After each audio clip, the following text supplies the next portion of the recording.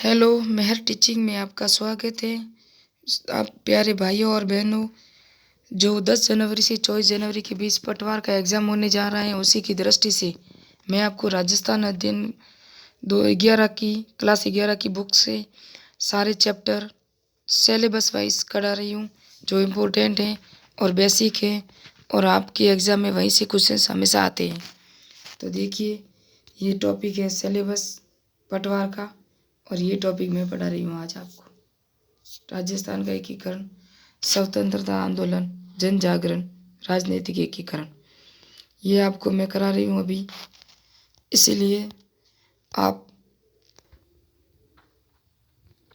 ये देखिए, राजस्थान क्लास 11 की बुक राजस्थान अध्ययन, ये टॉपिक है। आप उसी के अंदर हूबहू दिया हुआ है राजस्थान के जन जागरण एवं स्वतंत्रता आंदोलन, पेज नंबर 1 से 23 तक। ये राजस्थान की अथॉरिटी बुक में ही दिया हुआ है, इसीलिए मैं आपको यही टॉपिक कराने जा रही हूँ।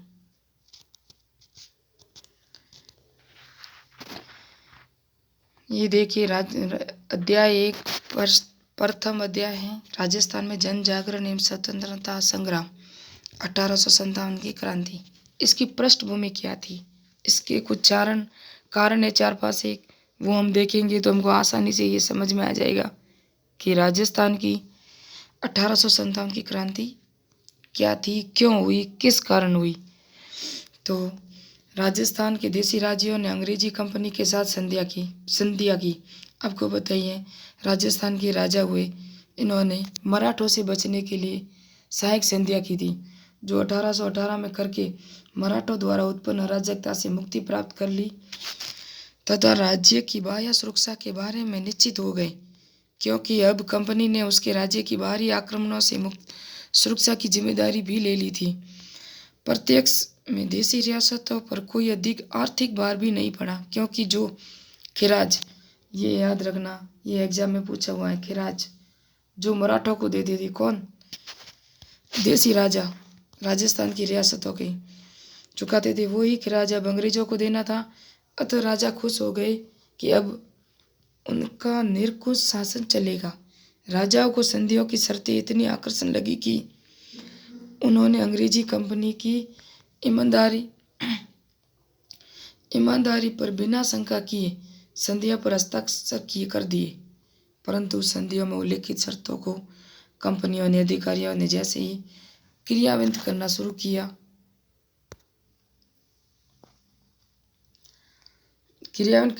किया, राजाओं के वंश परंपरागत अधिकारों पर कुठाराघात होने लगा। कंपनियों ने राज्यों के आंतरिक मामलों में हस्तक्षेप करके देसी नरेशों की प्रभु सत्ता पर भी चोट की एवं उनकी स्थिति कंपनी के सामंतों और जागीरदारों जैसी हो गई। कंपनी की नीतियों से सामंतों के पद, मर्यादा, अधिकारों को भी आघात लगा। कंपनी द्वारा अपनाई गई आर्थिक नीतियों के परिणाम स्वरूप राजा, सामंत, किसान, व्यापारी, शिल्पी एवं मजदूर सभी वर्ग पीड़ित हो गए अंग्रेजों से। कंपनी के साथ की गई संधियों के कई दुष्परिणाम सामने आए, जिन्होंने 1857 की क्रांति की पृष्ठभूमि बनाई। ये जो मैं पढ़ा रही हूँ, ये 11th क्लास की राजस्थान अध्ययन की भागथर बुक है। ये मैं आपको पढ़ा रही हूँ, लेकिन मेरे खुद के हाथ से लिखे हुए नोट्स में लास्ट में 2 पेज की है, जो मैंने खुद बनाई है, उनको अपलोड करूँगी। आप उसी नोट्स में पढ़ना। अगर उन नोट्स समझ में ना आए तो वापस इनको पढ़ना। आप देखते हैं ये प्रथम टॉपिक क्या है कि राज्यों के आंतरिक शासन में हस्तक्षेप। राज्यों ने आंतरिक शासन में हस्तक्षेप करना शुरू कर दिया। किन्होंने? अंग्रेजों ने पहले सहायक संधियाँ बनाई, राजाओं को अपने अधीन लिया और आंतरिक और बाह्य शक्तियाँ सब अपने अंडर में ले ली। फिर उनको पता चला कि अब पहले वो आंतरिक लेंगे, फिर बाह्य लेंगे, फिर प्रशासन की सभी शक्तियाँ लेंगे, फिर कर व्यवस्था भी ले लेंगे, फिर राजा कठपुतली मात्र रह जाएंगे और जनता पे अत्याचार होंगे। और इन अत्याचारों का ही बदला राजस्थान में 1857 की क्रांति होगी, जो आम जनता करेगी।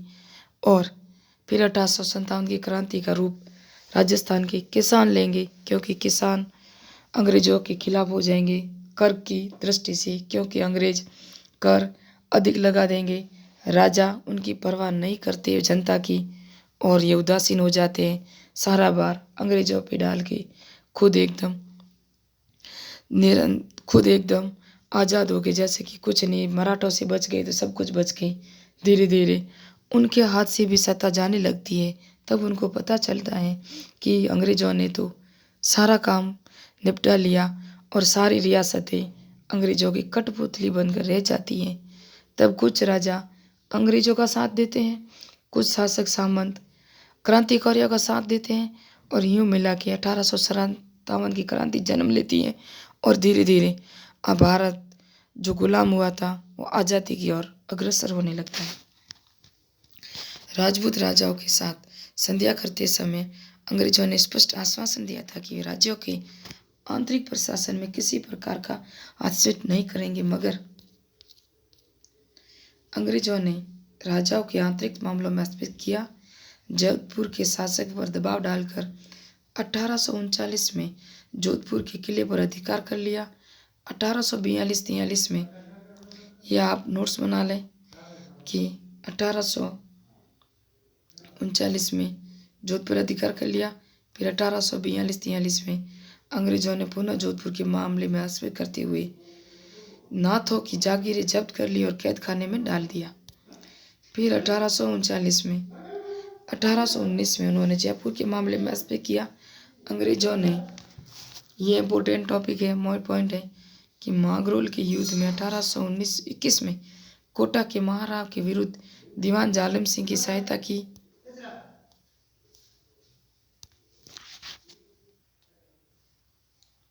ये पॉइंट नोट्स करना आप कि मांगरोल के युद्ध में 1821 में कोटा महाराव के विरुद्ध दीवान जालिम सिंह की सहायता की। किन्होंने? अंग्रेजों ने की थी कि अंग्रेज समर्थक था वो कौन? जालिम सिंह। और मेवाड़ के प्रशासन में भी पॉलिटिकल एजेंट की बार बार हस्तक्षेप से राज्य की आर्थिक स्थिति को दयनीय बना दिया। 1823 में कैप्टन कॉब के समस्त शासन प्रबंध अपने हाथ में ले लिया। कब ले लिया? 1823 में सारे शासन अपने हाथ में ले लिए। महाराणा को खर्च के लिए 1000 दैनिक नियत कर दिया। इस प्रकार संधियों की शर्तों के विपरीत अंग्रेजों ने राज्यों के आंतरिक प्रशासन में हस्तक्षेप कर उनकी सभा प्रभु सत्ता के साथ साथ आंतरिक स्वायत्तता भी खत्म कर दी। अब राजा अपने राज्य के संप्रभु स्वामी न रहकर अंग्रेजों की कृपा दृष्टि पर निर्भर। पहले तो राज्यों के आंतरिक शासन में हस्तक्षेप किया, फिर बाद में राज्यों के उत्तराधिकारी मामलों में हस्तक्षेप करना शुरू कर दिया। अंग्रेजों ने राज्यों से संधियां करते समय आश्वासन दिया था कि वो उनके परंपरागत शासन में किसी प्रकार का हस्तक्षेप नहीं करेंगे, परंतु राज्य में शांति व व्यवस्था बनाए रखने के बहाने अंग्रेजों ने उत्तराधिकार के मामले में खुलकर हस्तक्षेप करना प्रारंभ कर दिया। 1826 में अलवर राज्य के आंतरिक मामले में हस्तक्षेप कर बलवंत सिंह व बने सिंह के मध्य अलवर राज्य को 2 हिस्से करवा दिए। अंग्रेजों ने 1826 में सर्वप्रथम अलवर राज्य के 2 हिस्से करवा दिए। भरतपुर के उत्तराधिकार के प्रश्न पर 1826 में अंग्रेजों ने लोहागढ़ के दुर्ग पर अधिकार कर लिया, उसे घेर कर नष्ट कर लिया और बालक बलवंत सिंह को गद्दी पर बिठाकर पॉलिटिकल एजेंट के अधीन एक काउंसिल की नियुक्ति कर दी, जो प्रशासन का संचालन करने लगी। अंग्रेजों ने अपने समर्थक उम्मीदवारों को उत्तराधिकारी बनाकर राज्यों में अप्रत्यक्ष रूप से अपनी राजनीतिक संप्रभुता, जिस राजा को वो ही नियुक्त करते, जिसको ही नियुक्त करते वो अपने काम का था, अपना ही उत्तराधिकारी होता था और वहीं पर अपना ही पॉलिटिकल एजेंट नियुक्त करके वो शासन अपने अधीन करता था। इसलिए अंग्रेज चाहते थे कि जो भी शासन हो वो हमारी कठपुतली बनकर रहे और हम कहे वैसा ही शासन हो। जिस राज्य का उत्तराधिकारी अल्पवयस्क होता वहाँ एजीजी रेजिडेंट की अध्यक्षता ने अपने समर्थकों की काउंसिल का गठन कर प्रशासन पर नियंत्रण स्थापित कर लेते थे। 1835 में जयपुर के शासन संचालन के लिए पॉलिटिकल एजेंट के निर्देशन में सरदारों की समिति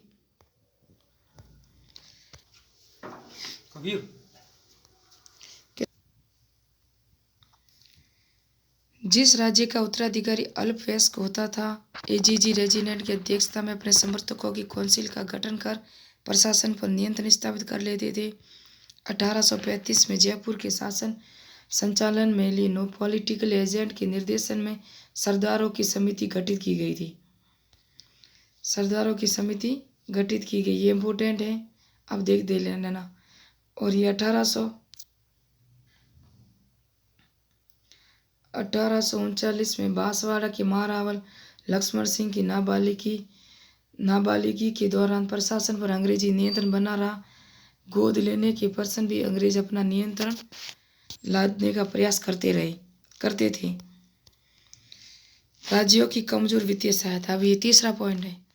संधियों द्वारा राजपूत राज्यों को मराठों एवं भंडारियों की लूटपाट में बार बार आर्थिक मांगों से छुटकारा तो मिल गया, मगर अंग्रेजों ने भी प्रारंभ से ही खिराज की प्रथा लागू कर आर्थिक शोषण की नीति अपना ली। यदि खिराज का भुगतान समय पर नहीं होता तो अंग्रेज कंपनी उन पर चक्रवृद्धि ब्याज लगाकर खिराज वसूल करती थी। खिराज के अलावा कंपनी शासन व्यवस्था स्थापित करने के नाम पर धन वसूलती थी। ये दोनों काम करती थी, खिराज भी वसूलती थी। अगर खिराज नहीं दिया है तो उस पर ब्याज लगाकर ब्याज समेत वसूल करती थी कंपनी। और युद्ध में की परिस्थितियों में राजाओं को धन देने के लिए बाध्य किया जाता था। इसके अतिरिक्त राजाओं को अपने खर्च पर कंपनी की सेना रखनी पड़ती थी। यदि राजा उस सैनिक खर्च को वहन करने में असमर्थ दिखता तो उसके राज्य का कुछ भाग कंपनी अपने अधीन कर लेती थी, अपना हिस्सा। अंग्रेजों ने जयपुर नरेश की शेखावटी में राजमाता समर्थक सामंतों को कुचलने के लिए सैनिक सहायता दी। सैनिक खर्च के रूप में सांबर झील, ये इम्पोर्टेंट है, जयपुर राज्य की सुरक्षा के लिए जो शेखावटी राजमाता के समर्थक सामंतों को कुचलने के लिए सैनिक सहायता की, उसके बदले में अंग्रेजों ने सांबर झील को अपने अधीन कर लिया 1835 में।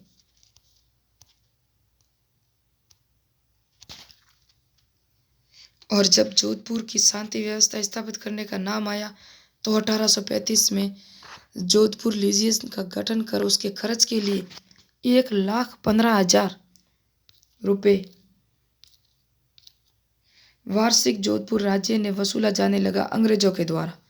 फिर 1841 में, ये इम्पोर्टेंट टॉपिक है, नोट्स कर लेना, मेवाड़ भील कोर की स्थापना मेवाड़ राज्य के खर्च पर की गई। 1822 में मेरवाड़ा बटालियन की स्थापना की गई और 1834 में शेखावटी ब्रिगेड की स्थापना, इसका खर्च संबंधित राज्यों से वसूला जाने लगा। सभी वही राज्य उनका खर्च देने लगे। जैसे मेवाड़ भील कोर की स्थापना की 1841 में, 1822 में मेरवाड़ा बटालियन की, 1834 में शेखावटी ब्रिगेड की स्थापना तो अंग्रेजों ने की, लेकिन खर्चा सभी उसी राज्य से वसूल किया अंग्रेजों ने। और वसूल करके इसके जबकि सैनिक टुकड़ियों पर नियंत्रण एक निर्देशन अंग्रेजों का था। इसी प्रकार 1825 से 30 के दौरान भीलों के विद्रोह को दबाने के लिए अंग्रेजों ने सैनिक सहायता दी तथा सैनिक खर्च मेवाड़ के महाराणाओं के नाम पर ऋण के रूप में लिख दिया गया तथा फिर 6% ब्याज लगाकर राशि वसूल की गई। ये अंग्रेजों ने बाहरी हस्तक्षेप करके पैसे भी लिए, अपना काम भी निकाला, धीरे धीरे अधिकार भी करने लग गए। ये 4th कारण था जिससे भारत या राजस्थान के राजाओं की वित्तीय स्थिति संकट में आ गई, क्योंकि अंग्रेज हर रूप से छोटा सा काम करते बड़ी धनराशि वसूल करते ब्याज समेत। फिर 4th कारण था राज्यों का शिथिल प्रशासन। शिथिल प्रशासन संधियों के बाद राजपूत राज्यों को बाह्य आक्रमण का भय न रहा और आंतरिक विद्रोह के समय भी अंग्रेजी सहायता उपलब्ध रही। प्रशासनिक मामलों में रेजिडेंट का दखल अधिकाधिक बढ़ने लगा। धीरे धीरे राजाओं ने प्रशासन पर अपना नियंत्रण खो दिया। अब वे रेजिडेंट की इच्छा अनुसार शासन संचालन करने वाले रबड़ की मोहर मात्र रह गई। रेजिडेंट ने प्रशासन ने अपने समर्थक व्यक्ति नियुक्त कर दिए। रेजिडेंट उसी को नियुक्त कर दे, अंग्रेज उसी को नियुक्त करते जो अपने काम निकाले। वो राजा के जो प्रशासनिक में रहते थे उनको नियुक्त क्यों करें? उनको तो धीरे धीरे पूरा अपना राज्य हड़पना था, इसलिए वो अपने राजाओं को अपने हाथ की कठपुतली बना गई। फिर बांसवाड़ा का शासक मुंशी शहामत अली खां 1844 से 1856 में उनके हाथों में दे दिया। अंग्रेजों ने ये बांसवाड़ा का शासन दे दिया। फिर धीरे धीरे अलवर का प्रशासन भी अहमद बख्श खां को 1815-26 में दे दिया, उनके नियंत्रण में था। फिर जयपुर राज्य के 1835 में अंग्रेज समेत समर्थक जेठाराम सर्वेसर्वा बन गया। नरेशों का प्रशासन में महत्व नहीं होने से वे प्रशासन के प्रति पूर्ण उदासीन हो गई। अब राजाओं को पता चल चुका कि हमारा यहाँ कोई काम नहीं, वो उदासीन हो गए और वे अपना समय रंगरेलियां मनाने लगे, सुरा सुंदरी में भोग विशाल में गुजारने लगे। कई शासक तो बाहर विदेशों में यात्रा के लिए चले गए, समय व्यतीत करने लगे और उनके पहले उनके राजा महल महल थे, उन महलों और प्रासादों में रानियों के स्थान पर वेश्याओं ने गौरव प्राप्त करने लगी। वही नाचने गाने लगी और भोग विलास में राजा व्यवस्थित हो गए। प्रशासन की शिथिलता का दुष्परिणाम जन सामान्य को भुगतना पड़ा। सामंत और राज्य कर्मचारी जनता को विभिन्न प्रकार के पीड़ित करने लगे, जिसकी परिणति कृषक आंदोलनों के रूप में हुई। अब किसानों एवं जनसाधारणों के हितों पर कुठाराघात। अब किसानों को तो कुठाराघात हो गई।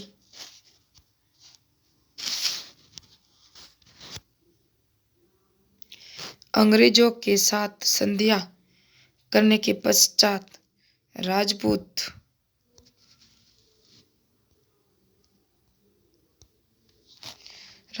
राज्यों के खर्च में अप्रत्याशित वृद्धि हुई, यानी कि अधिकाधिक वृद्धि हुई।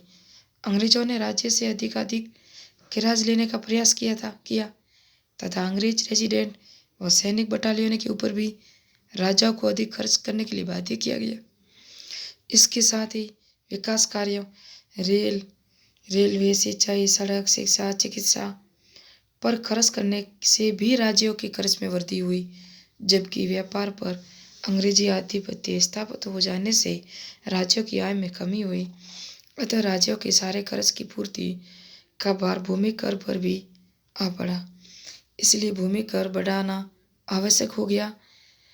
परंतु अकाल पड़ने या किसी भी कारण में उपज कम होने पर भी किसानों को निर्धारित भूमि कर नकद राशि में देना ही पड़ता था, जिससे किसानों साहूकारों के शिकंजे में और अधिक फंसते गए।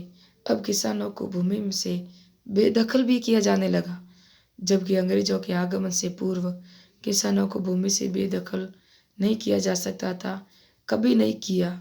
राज्यों ने अपने बढ़ते व्यय की पूर्ति के लिए किसानों पर चराई कर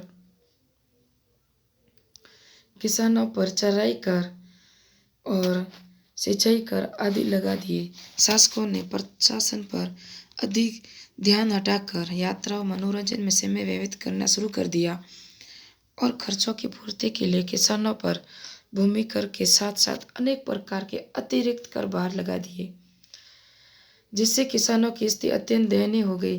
रेलवे के विकास ने लोगों की समृद्धि के स्थान पर उन्हें निर्धन करने में ज्यादा योग दिया। ब्रिटेन निर्मित वस्तुओं से बाजार भर गए, यानी बाहर से वस्तुएं आने लगी। राज्य का कच्चा माल रेलों द्वारा बाहर जाने लगा। यहाँ तक कि काल के दौरान भी खाद्यान्नों का निर्यात किया जाने लगा। व्यापार पर अंग्रेजी नियंत्रण स्थापित होने से राज्य के व्यापारी भी बाहर चले गए, पलायन कर गए। दस्तकार हस्तशिल्पियों द्वारा निर्मित वस्तुएं ब्रिटेन की वस्तुओं से महंगी होने के कारण अब उन्हें शासक वर्ग का संरक्षण न मिलने से उनका जीवन निर्वाह कठिन हो गया, जिससे उन्होंने अपना परंपरागत व्यवसाय छोड़ दिया और श्रमिक बन गए, लेबर बन गए।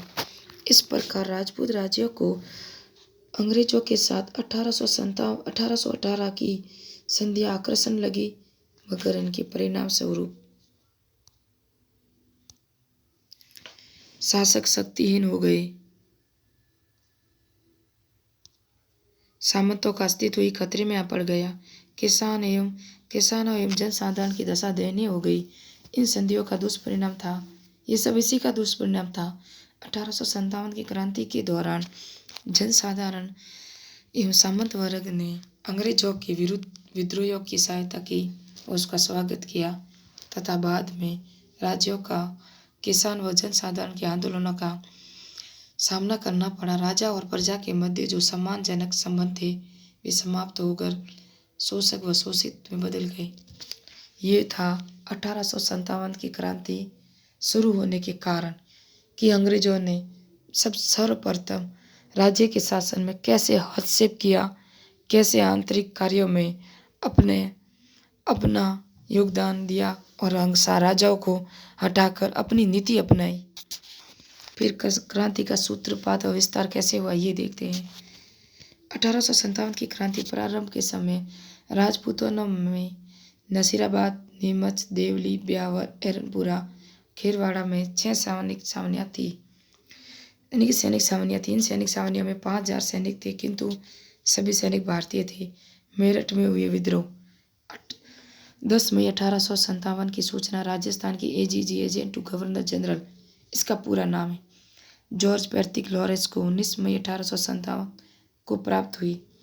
ये देखना है आपको कि जॉर्ज पैट्रिक लॉरेंस राजस्थान का 1857 की क्रांति के समय एजीजी था।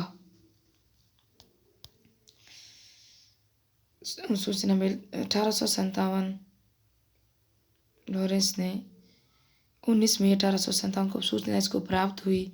सूचना मिलने से ही उसने सभी शासकों को निर्देश दिए कि वे अपने अपने राज्य में शासनीय शांति बनाए रखे तथा राज्यों के विद्रोहियों को न घुसने दें। यह भी हिदायत दी कि यदि विद्रोहियों ने प्रवेश कर लिया तो तत्काल बंदी बना लिया जाए। एजीजी के सामने उस समय अजमेर की सुरक्षा की समस्या सबसे अधिक महत्वपूर्ण थी, क्योंकि अजमेर शहर में भारी मात्रा में क्या था, गोला बारूद और सरकारी खजाना सभी अजमेर में ही था।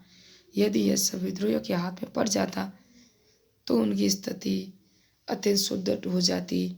अजमेर स्थित भारतीय सैनिकों की 2 कंपनियां हाल ही में मेरठ से आई थी और एजीजी ने सोचा कि संभव है इन फैक्ट्री 15वीं बंगाल नेटिव फैक्ट्री मेरठ से विद्रोहियों की भावना लेकर आई हो। उसको यानी कि मन में भय था एजीजी को। ये तो सही है कि अजमेर में जितना शास्त्रागार पड़ा था, अगर अंग्रेजों क्रांतिकारियों के हाथ में उस वक्त लग जाता और इनके मिल जाता तो शायद 1857 की क्रांति यहीं समाप्त हो जाती और भारत देश आज़ाद हो जाता, राजस्थान तो आज़ाद हो ही जाता। और नेक्स्ट में पढ़ते हम 1800 भावना लेकर आई। अतः इस फैक्ट्री को नसीराबाद भेज दिया। किसने? एजीजी पैट्रिक लॉरेंस ने इसको कहाँ भेज दिया? नसीराबाद। कहीं ऐसा ना हो उसे संकोच हुआ कि यहाँ विद्रोह कर ले। और उसने क्या किया फिर बताएं? 2 ब्यावर से 2 मेर रेजिमेंट बुला ली और उसके बाद डीसा गुजरात से एक यूरोपियन सेना भेजने को कहा या सेना बुलाई। राजस्थान में 1857 की क्रांति का सूत्रपात सर्वप्रथम नसीराबाद में हुआ। ये परीक्षा में आया हुआ प्रश्न है। और इस क्रांति का नसीराबाद में हुई, इसके क्या कारण थे इसको हम नेक्स्ट पार्ट में पढ़ेंगे। अब मैं आपको मेरे हैंड राइटिंग लिखे हुए नोट्स आपको भेजती हूँ।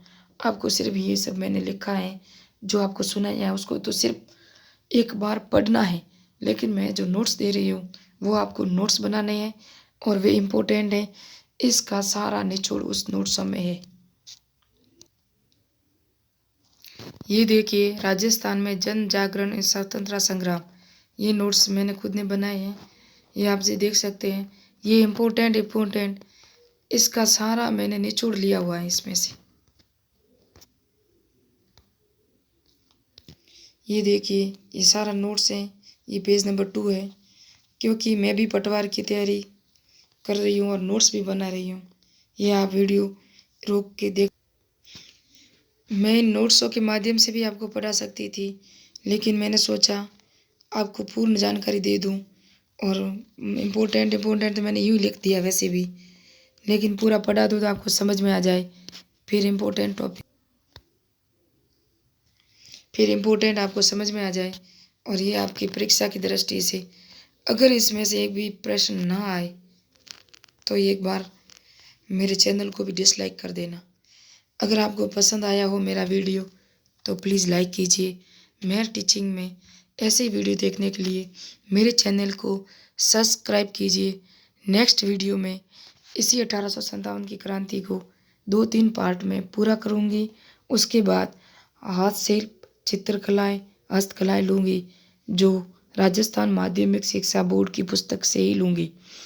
मैं इसके अलावा और कोई फालतू में ज़्यादा डिटेल में नहीं बोलूँगी। आपको इन राजस्थान माध्यमिक पुस्तकों से ही सारा मटेरियल उपलब्ध कराऊंगी, जो अथॉरिटी है, जिसके अनुसार आप रेट लगा सकते हैं। और इतना ही वक्त नहीं है कि हम और डिटेल से बढ़ें। Thank you watching my video. जय हिंद, जय भारत।